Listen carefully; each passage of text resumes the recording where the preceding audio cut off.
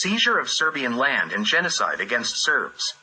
The people from the highlands and mountainous clans of the Jablanica and Proklidije mountain ranges have always desired to access the fertile fields of the rolling Metahija and the flat Kosovo, where they would sometimes descend with their herds during the winter and return to their mountains simply captivated by the beauty of those areas. Horvat says, Albanian herders become permanent settlers only during the time of Turkish conquests. That's when they descend from the mountains into the Kosovo and Macedonian plains. 40.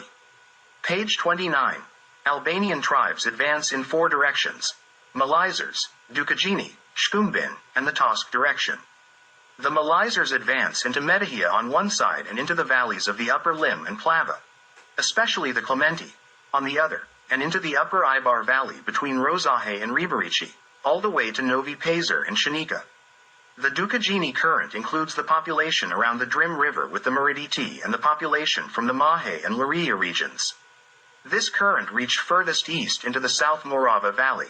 In the late 16th century, the first Albanian outlaws appeared, known as Kachaks, who were lawless individuals, highwaymen, and criminals. This was the time when the first major attacks on Serbs in Metahija began.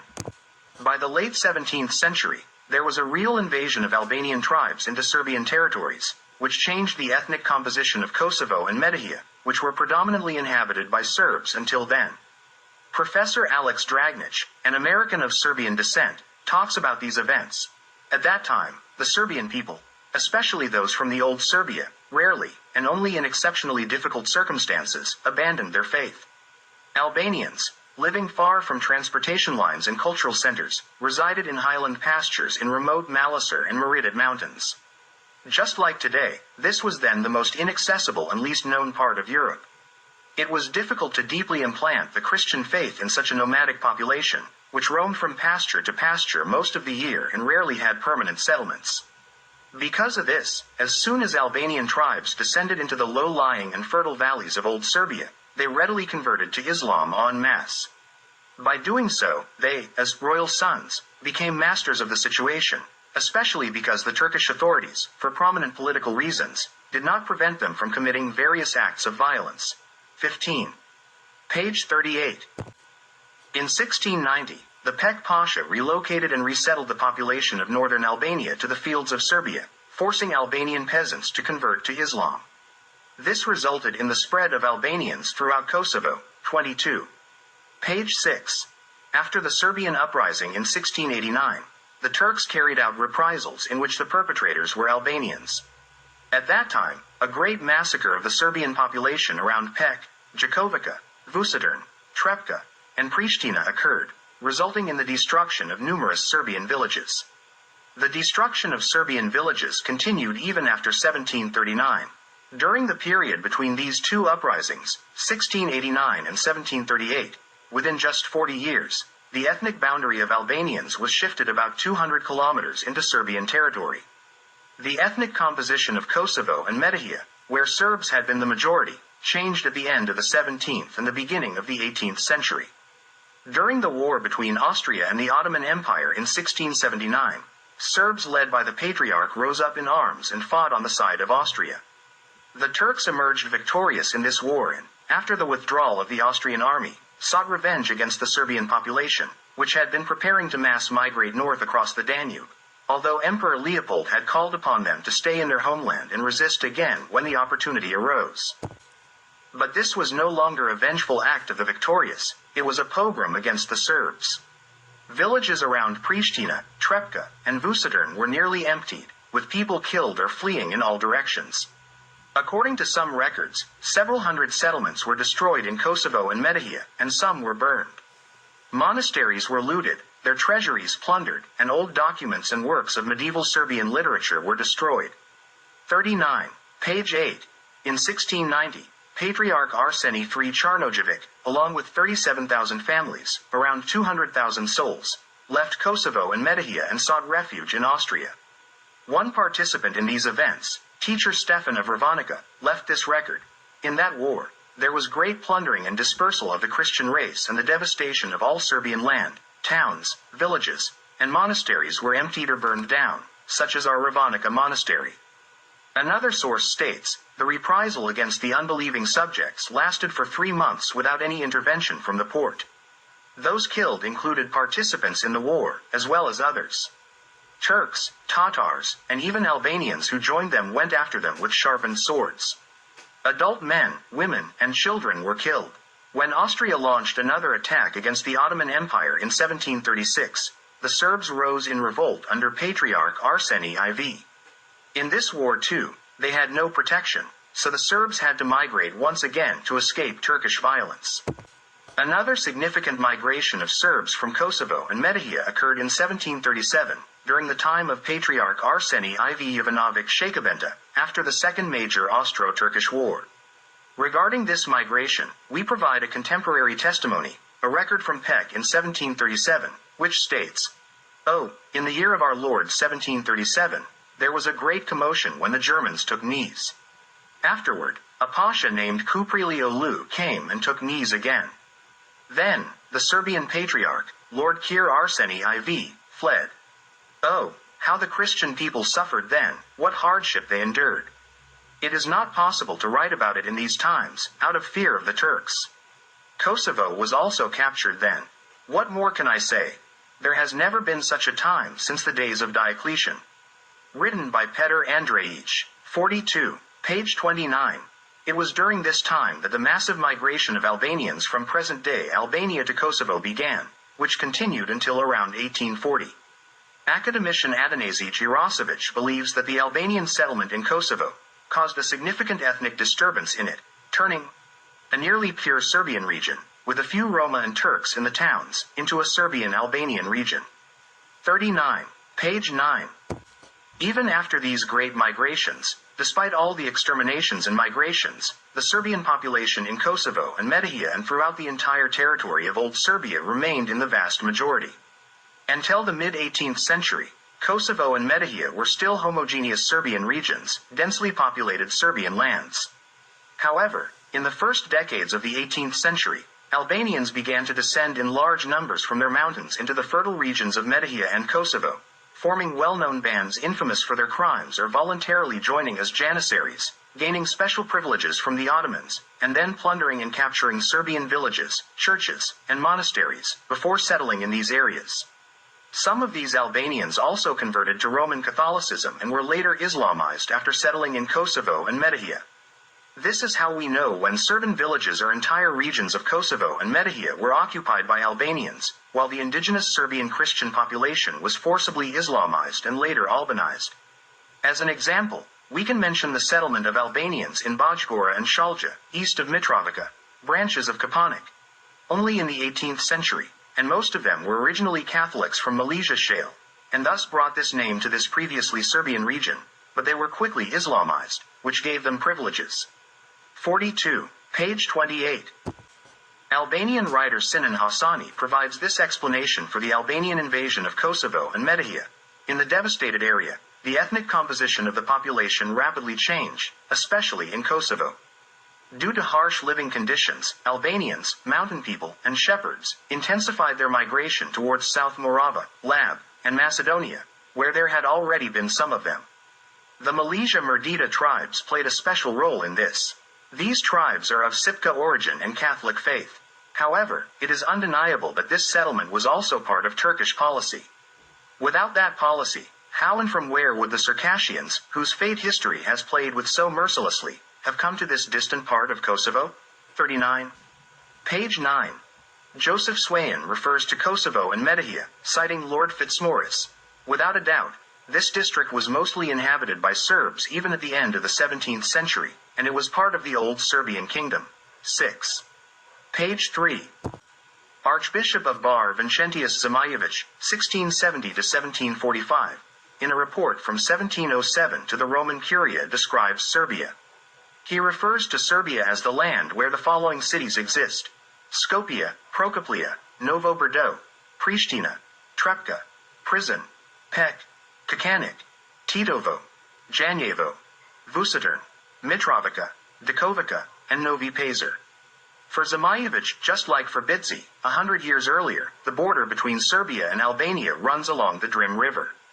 He mentions that the surroundings of Dukovica are now Albanian because the Turks settled these mountainous Albanians there, giving them the opportunity for plunder and to settle the land that was devastated in the war. This means that Albanians completely destroyed the Serbian population around Dukovica during a period of 70 years. 18. Page 90, Archbishop of Skopje Matija Mesaric, an Albanian, 1758 to 1807, testifies to Albanian settlement around Janjevo in 1768 and says, "Recently, around 100 Albanian families settled there, more proud, bloodthirsty, and criminal than others, but strong in faith." 18. Page 90.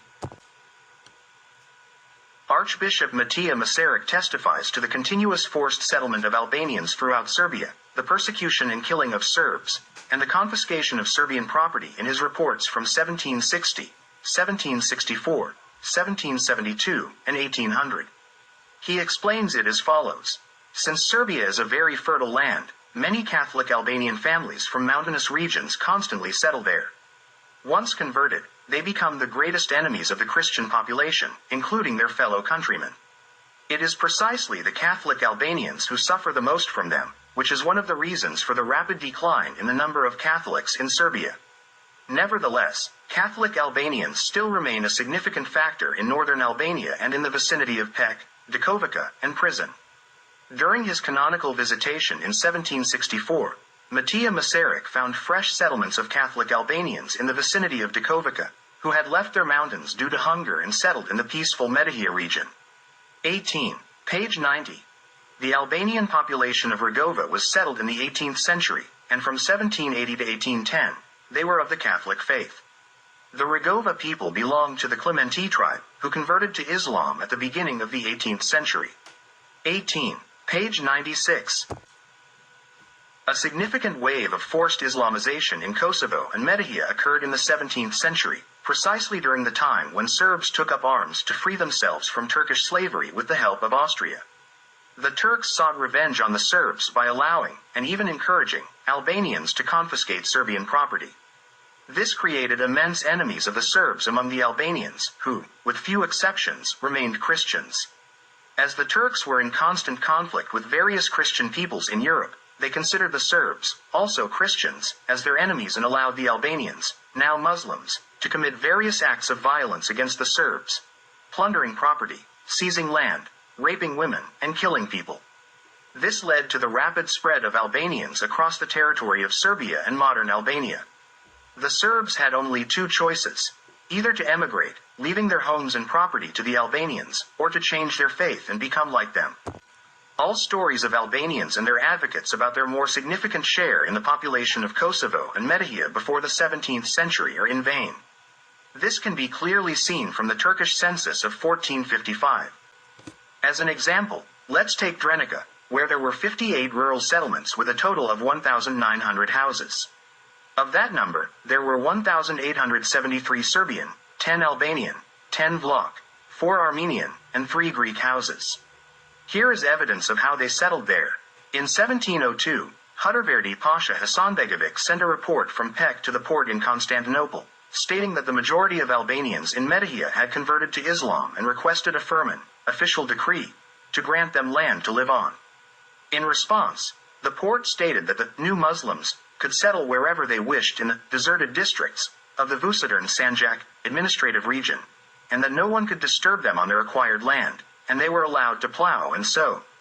The indigenous inhabitants could not drive them away even when they claimed, "This was my land, my inheritance."